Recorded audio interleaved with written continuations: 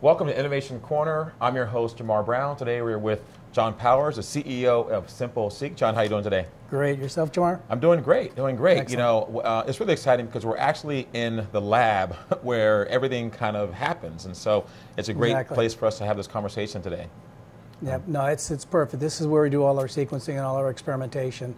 So it's really where the product's been developed. Okay, well, John, I'd like to really break down how you form the company and everything that you do. But before we get there, tell us a little bit about yourself and how did you get started in this industry? Well, it's interesting. I've always been attracted to high tech. I worked in the wireless industry for 20 plus industries. So I'm 20 plus years. Mm-hmm. So we got Probably to see. Felt like 20 plus industries, right?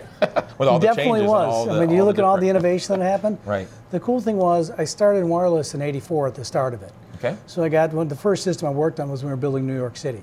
And we just launched Washington, D.C. Okay. So those are literally the first cities in the U.S. that got built in wireless. So there was really the cellular explosion, and I was able to see all the migration and the innovation and changes, and I loved the technology because it kept changing.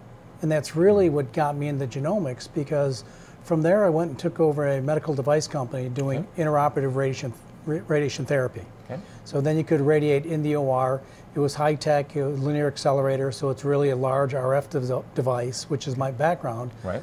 And when I looked at the way we were treating cancer, we were treating mostly the worst cancers because we could radiate even with patients that had been radiated. And it made me want to figure out, how do I impact medicine from the front end?